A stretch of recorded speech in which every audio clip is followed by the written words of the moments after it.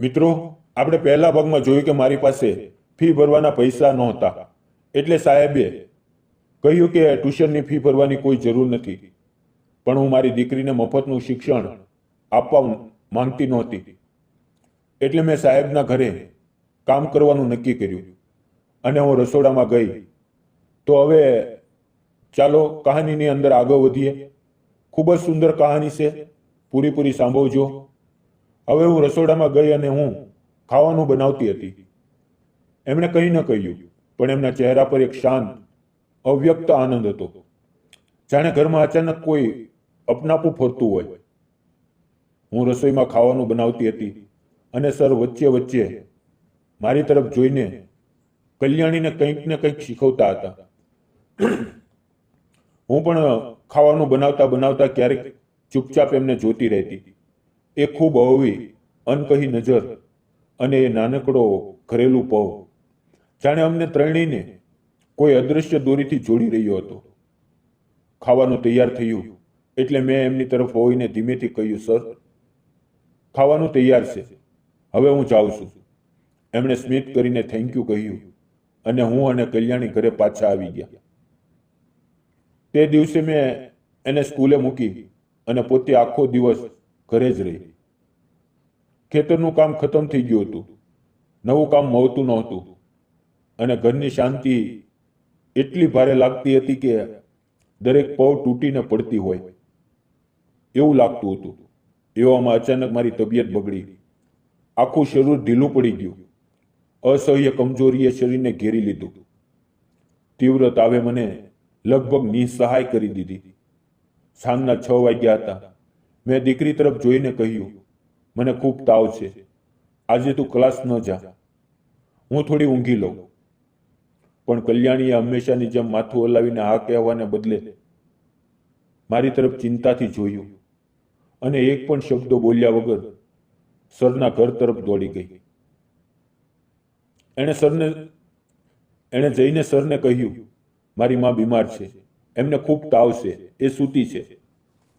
આ સાંભળતા સરના ચહેરાનો રંગ ઉડી ગયો, જાણે એક પવમાં એમની ધડકન રોકાઈ ગઈ હોય.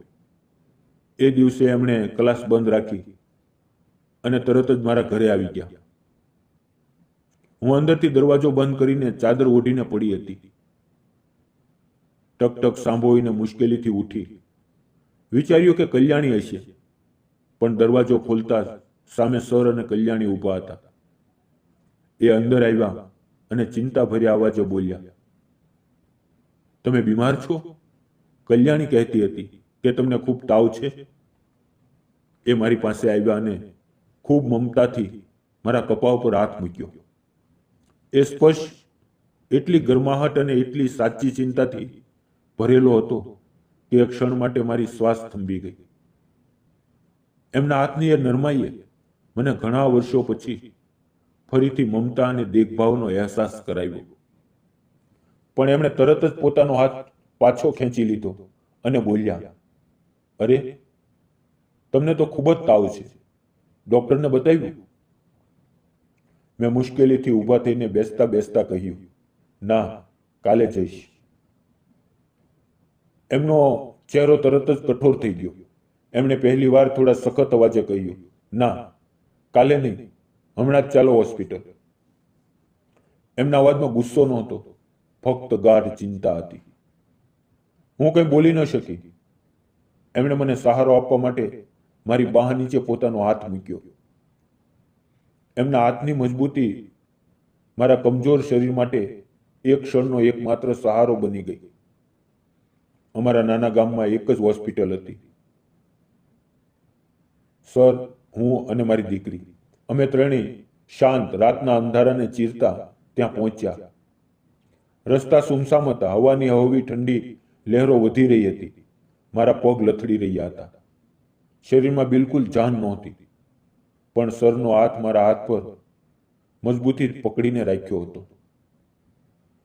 એ પળે મને લાગ્યું કે ક્યારેક કેટલાક અજાણ્યા સંબંધો એટલી ગહેરાઈથી સહારો આપી જાય છે કે પોતાને પણ વિશ્વાસ નથી થતો. હોસ્પિટલ પહોંચ્યો.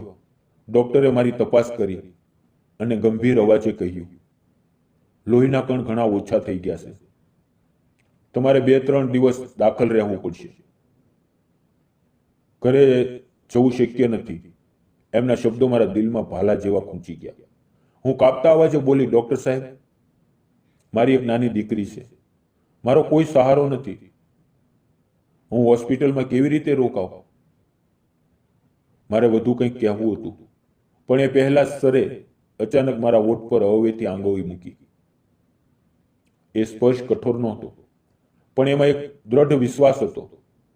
એક ડોક્ટર તરફ હોવ્યા અને મક્કમ અવાજે બોલ્યા, ડોક્ટર સાહેબ, ચિંતા ન કરશો, હું છું. હું એમની સાથે રોકાઈશ. તમે એમને દાખલ કરો, અમે સંભાળી લઈશું. એમની આ વાતથી મારી આંખોમાં રોકાઈ ન રહે એવા આંસુ આવી ગયા.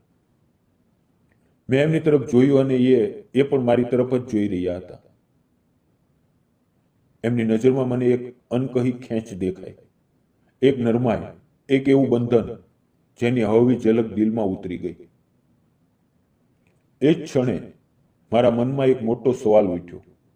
આ માણસ કોણ છે? મારા માટે આટલું બધું કેમ કરે છે? અને સૌથી મોટો સવાલ, હું અને એ, આ બંને વચ્ચેનો આ સંબંધ આખરે શું છે? તો એ મારા માટે અને મારી નાની દીકરી માટે ત્યાં જ ઊભો રહ્યો. ડોક્ટરે મને દાખલ કરી, સલાઈ ચડાવ્યું, ઇન્જેક્શન આપ્યું. દવાઓની અસરથી શરીર શૂન્ય થવા લાગ્યું. રાતે તાવ વધુ વકર્યો. શરીર ભારે થઈ ગયું. આંખો બંધ કરવા છતાં બંધ નહોતી થતી. પણ મનમાં એક જ છબી ફરતી હતી, અશોક સરનું મારો હાથ પકડી રાખવું. એમની ચિંતા, એમનો સ્નેહ અને એ જવાબદારી જે એમણે વગર બોલ્યા ઉપાડી લીધી હતી. એમણે મારી દીકરીને ખોવામાં લીધી, એને સહેલાવી, વાવમાં હાથ ફેરવીને એને સુવડાવી દીધી. હું સ્લાઇન પર સૂતી હતી અને આ બધું જોઈ રહી હતી.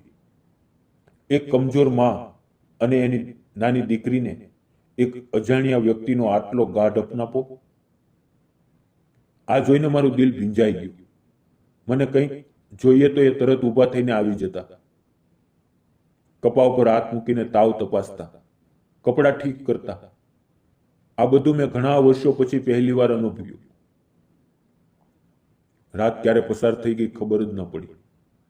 સવારે જ્યારે આંખ ખુલી ત્યારે થોડી રાહત લાગી. હાથમાં લાગેલી સલાઈનની બાટલી ખાલી થઈ ગઈ હતી.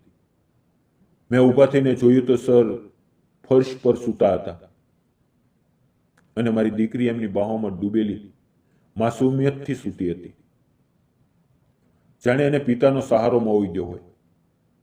આ દ્રશ્ય જોઈને મારી આંખો ભરાઈ આવી. એ પવ એટલી નરમ, એટલી શાંત હતી કે લાગ્યું સમય ત્યાં જ થંભી ગયો છે. થોડી વારે સર જાગ્યા. મને જોઈને હળવી મુસ્કાન સાથે પૂછ્યું, હવે કેવું લાગે છે? થોડા ઠીક થયા ને? મેં ધીમેથી માથું હલાવીને કહ્યું, હા, હવે ઘણું સારું લાગે છે. એ ઉઠ્યા, બહાર ગયા અને થોડી વારમાં મારી અને બાવકી માટે ચા બ્રેડ લઈને પાછા આવ્યા. એમણે ખૂબ સ્નેહથી મારો કપ પકડાવ્યો અને બાવકીને બીજો આપ્યો. એમના આ વર્તનમાં એવી મમતા છુપાયેલી હતી કે મારું મન ભરાઈ આવ્યું. મુસીબતના સમયે કોઈ અજાણ્યો આટલો ખંભેથી ખંભો મિલાવીને ઊભો રહે, એ આજકાલ ભાગ્યશાળીઓને જ મળે છે. ડોક્ટર આવ્યા અને બોલ્યા, હવે હાલત સુધરી રહી છે. આજે આખો દિવસ દાખલ રહેજો. કાલે તબિયત ઠીક રહી તો રજા આપીશું. સરે તરત જ અમારા માટે ખાવાનું મંગાવ્યું. પોતે લઈને આવ્યા અને બોલ્યા, ચિંતા ન કરો, હું થોડી વાર સ્કૂલ જાઉં છું, સાંજે જલ્દી આવી જઈશ. મેં કહ્યું, સર, તકલીફ ન પડે, ન આવો તો પણ ચાલશે. એ મને ગહન નજરે જોઈને બોલ્યા, એવું કેવી રીતે થઈ શકે? હું જરૂર આવીશ. અને એમણે જે હળવી મુસ્કાન આપી એમાં એટલી ગરમાહટ હતી કે મારા બીમાર દિલમાં પણ નવી શક્તિ જાગી ઉઠી. બીજા દિવસે ડોક્ટરે મને રજા આપી દીધી. સ્કૂલ પૂરી થતાં જ સર પોતે રિક્ષા લઈને હોસ્પિટલ આવ્યા. એમણે કોઈ તકલીફ થવા ન દીધી. બિલ ભરાઈ કર્યું. બિલ મોટું હતું, છતાં એમના ચહેરા પર કઈ ચિંતા નહોતી. બસ એક જવાબદારી, એક સંબંધની ગહનતા અને મારી દેખભાવની લાગણી સ્પષ્ટ દેખાતી હતી. અમે ત્રણેય ઘરે આવ્યા. એ દિવસ પછી મારું રોજિંદુ જીવન ધીમે ધીમે સામાન્ય થવા લાગ્યું. હું ફરીથી ખાવાનું બનાવવા, ઘરનું કામ કરવા લાગી. સર રોજ કલ્યાણીને પૂછતા, તારી મમ્મીની તબિયત કેવી છે? એ વધારે કામ તો નથી કરતી ને? એમનું આ પૂછવું મારા મનમાં એક નરમ લહેર પેદા કરી દેતું. લાગતું કે ઘણા સમય પછી કોઈ મારી સાચી ચિંતા કરે છે. એક દિવસ હું ફરીથી એમના ઘરે ખાવાનું બનાવવા ગઈ. એ બાળકોને ભણાવતા હતા. હું રસોઈમાં હતી. ક્લાસ પૂરો થયો. બાળકો ગયા અને સર ધીમે ધીમે રસોઈ તરફ આવ્યા. મને ખબર જ ન પડી કે એ મારી પાછળ ઊભા થઈને મને કામ કરતા જોઈ રહ્યા છે. ખાવાની સુગંધ, એમની નજરની નરમાઈ અને મારી અંદર ઉઠતી અજાણી લાગણીઓએ એ વાતાવરણમાં એક અલગ જ જાદુ ભરી દીધો હતો. જેવી હું પાછળ વળી, અમારી નજરો મોઈ ગઈ. બંનેના ચહેરા પર ઉભરાતી હળવી મુસ્કાન દિલમાં ઉતરી ગઈ. મેં ધીમા અવાજે કહ્યું, ખાવાનું તૈયાર છે, હું જાઉં છું. હું જવા લાગી ત્યાં જ તેમણે મારો હાથ ખૂબ હળવેથી પકડી લીધો. એટલો હળવો કે કોઈને ખબર પણ ન પડે. પણ મારું દિલ એક પળમાં ઝડપથી ધડકવા લાગ્યું. મેં ગભરાઈને એમની તરફ જોયું, માથું નીચું કરી દીધું અને શ્વાસ ભરાઈ આવ્યો. એમણે મારી હથેળી હળવેથી ઉપર ઉઠાવી અને બોલ્યા, માધવી, માધવી, મારે તને કંઈક કહેવું છે. મારો હાથ એમના હાથમાં ગયો અને એ સ્પર્શમાં મને ઘણા વર્ષો પછી ફરીથી મમતા અને અપનાપાનો સાહસ થયો. એ આગળ બોલ્યા, માધવી, તું મને ખૂબ સારી લાગે છે. કોઈ રિશ્તા વગર પણ તું રોજ મારા માટે ખાવાનું બનાવે છે. મારા ઘરને પોતાનું માને છે. સાચું કહું તો તું મને ખૂબ સુંદર લાગે છે. મને તારાથી પ્રેમ છે. કલ્યાણી મને મારી દીકરી જેવી લાગે છે. મારી પાછળ કોઈ નથી અને તારામાં મને મારું આખું જીવન દેખાય છે. શું તું મારી સાથે આખી જિંદગી રહીશ? એમની આંખોમાં ચમકતા આંસુ, પ્રેમના, મમતાના અને જીવન યાત્રામાં સાથ મેળવવાની ઈચ્છા ન હતા. એ પળે મારું દિલ પૂરું પીગળી ગયું. હું એમની આંખોમાં ઊંડાણથી જોતી રહી, જાણે ઘણા વર્ષોથી એકલી ચાલતી રાહ પર મને કોઈ સહારો મળી ગયો હોય. જાણે અંધકારમાં ઊભેલી મને કોઈએ પોતાનો હાથ થમાવી દીધો હોય. ધીમે ધીમે અમારા ચહેરા નજીક આવ્યા અને અમારા કપાળ એકબીજા સાથે હળવેથી અડી ગયા. એ એક શાંત, પવિત્ર અને પ્રેમથી ભરેલો ક્ષણ હતો, જેણે અમારા સંબંધને નવી શરૂઆત આપી. કેટલાક દિવસો પછી અમે ગામના નાનકડા મંદિરમાં સાદી, શાંત પણ દિલથી કરેલી લગ્ન કરી લીધા. એ દિવસ મારા જીવનની સૌથી સુંદર ક્ષણ હતી. આજે હું, અશોક સર અને અમારી નાનકડી કલ્યાણી, અમે ત્રણેય પ્રેમ, વિશ્વાસ અને સ્નેહથી ભરેલો સંસાર જીવીએ છીએ. દોસ્તો, તમને શું લાગે છે? અમે એકબીજાના સહારો શોધ્યો, એ સાચું હતું કે ખોટું? પોતાનો અભિપ્રાય કોમેન્ટમાં જરૂર લખજો. ક્યારેક જિંદગી આપણને તોડી નાખે છે, એકલા છોડી દે છે. પણ મેં એક વાત શીખી, એક સ્ત્રી ગમે એટલી થાકી જાય, એ ફરીથી ઊભી થઈ શકે છે. દુઃખની રાખમાંથી પણ નવો પ્રેમ જન્મી શકે છે.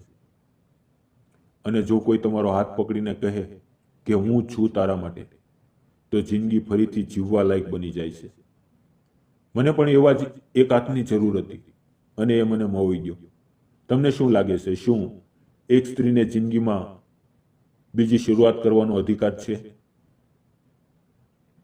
જો મારી અને અશોક સરની પ્રેમ કહાની તમને પસંદ આવી હોય તો લાઈક કરજો, શેર કરજો અને ચેનલને સબસ્ક્રાઇબ કરવાનું ભૂલતા નહીં. મિત્રો, ફરી મળશું આવી એક જ તે હૃદયસ્પર્શી વાર્તાની અંદર, જે તમને રડાવી દે, હસાવી દે અને આનંદમય બનાવી દે. ધન્યવાદ મિત્રો. આભાર.